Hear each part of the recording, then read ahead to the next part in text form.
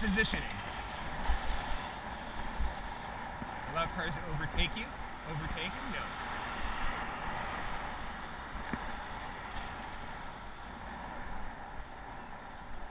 How about overtaking? Allow faster traffic to overtake you. Okay. So what do we got?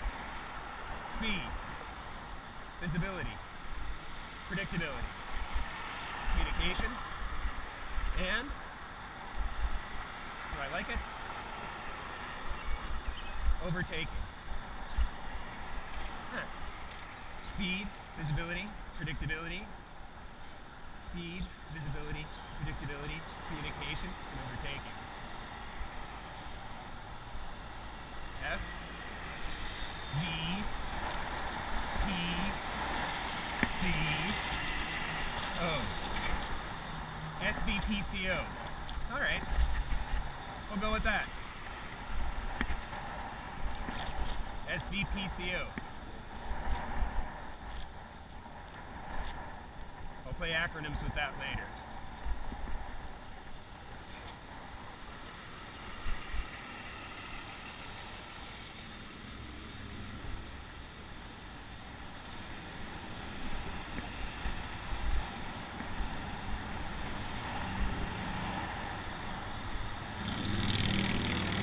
That light has simultaneous protected left and green,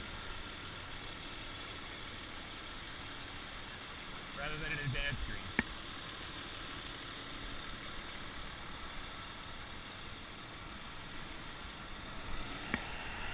So here's the thing, you all just saw that. That man clearly expected me to blow through and not pay attention to the fact he had his turn signal on. Because he waited to make the turn. There's nothing else stopping him.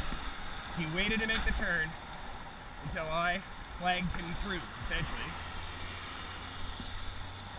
What does that tell you? Two things. One, some motorists respect cyclists. Two, clearly what this motorist has learned from watching cyclists, because that's really the datum you need, right? What do people actually see and experience? My guess is, every other time he's seen a cyclist coming up in his rear view, and he's had his signal on, the guy hasn't waited. They'd blown right through. So he was waiting for me to blow right through, and I didn't.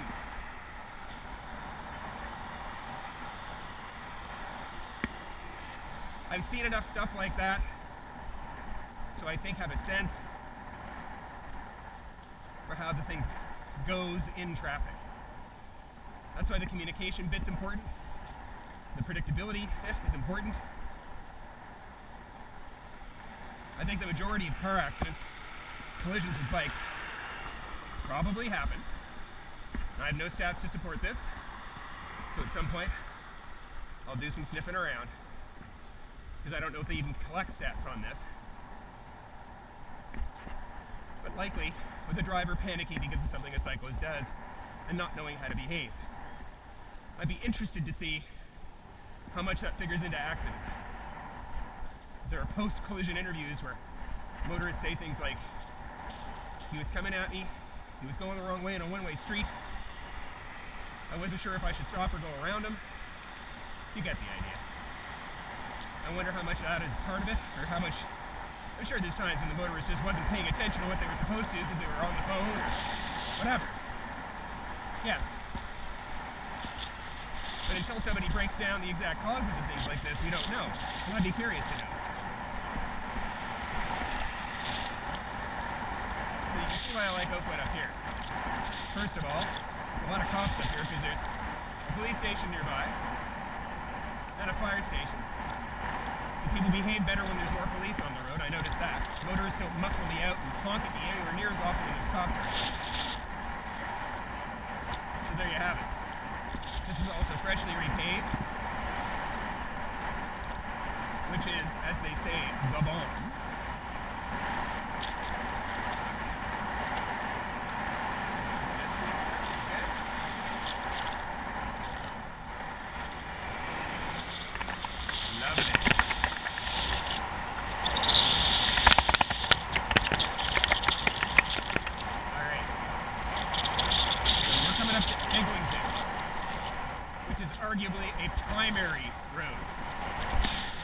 system.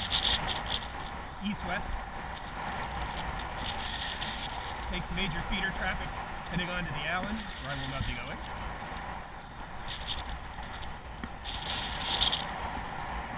In my opinion, Eglinton's one of the roads in the worst condition in the GTA.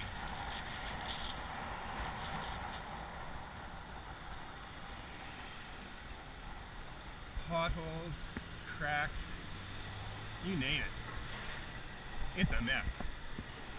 So I don't use it for any more than I have to. It gets me further west to catch a trail that goes over Dufferin, which is a major north-south route. It would also be called a primary by me, and thus one you might want to minimize. But if you're happy to do, well, maybe one morning I'll do Dufferin, show you what that's like. It's not as much the busyness of the traffic as the fact that it's quite hilly in places, in both directions. There's a lot of that in Toronto, hills in both directions. You people who say, oh, you must have a nice commute home, it's all downhill. Well, I guess so. It's kind of like saying, oh, you've lived a long time, your life must have been okay. Not quite. Alright. So as you can see, although the road's in crappy condition, traffic's manageable, lots of space.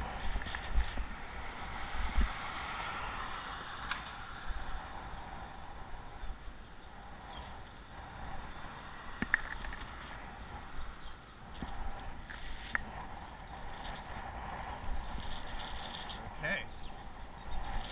So we're off the primary and onto what I would actually call probably a tertiary road.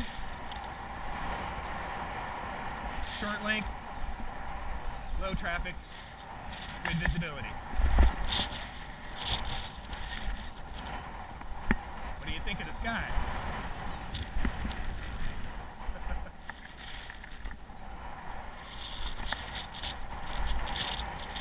I tell you, there is something inherently energizing about being able to see all around you like this and see the open sky, not being enclosed.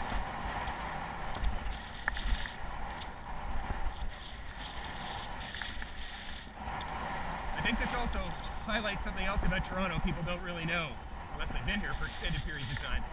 It's a green city. There's a lot of trees. And as someone who rides his bike and is basically exposed to the sun all the time, I have an appreciation for this when there have trees around my paths and over roads, as they are in many places.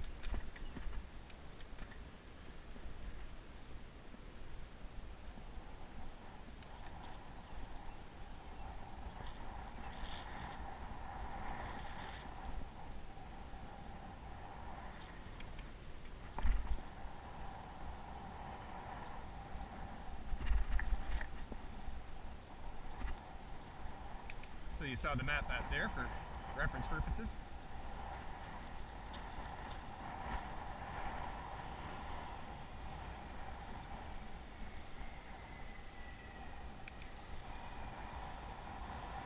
One of the places where I think the city's done a really good job is that. Setting up information for people sort of on the ground. Real physical world signage, just not stuff on the internet, right? Sure. Geotag it if you want. Give it a barcode you can scan to draw out information, but have a picture there too, and regular information, right? So we're crossing Dufferin, that road I told you we could have taken. Another time. Okay.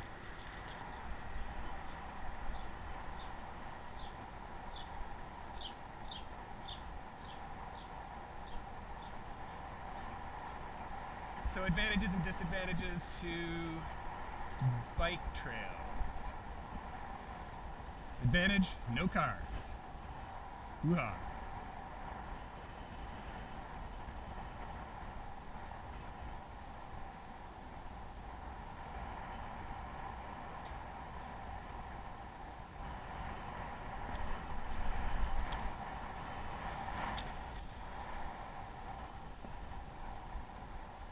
disadvantage, more foot traffic, other bikes, and often dogs.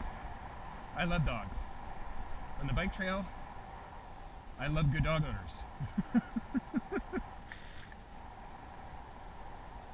I know the risks when I see them.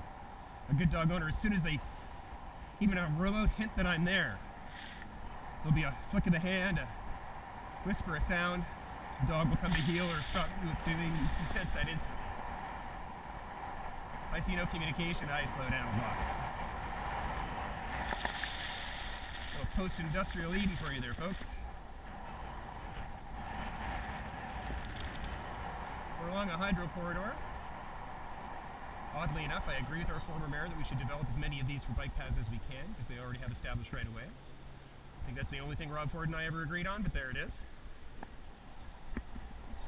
If it's there, you might as well use it, right? Alright, this guy's turning, so let him turn.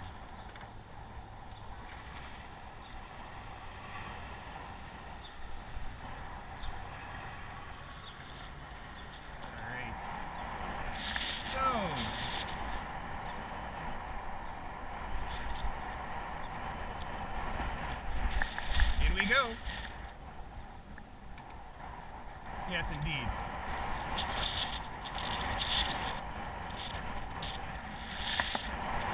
No through traffic, so you don't go through there.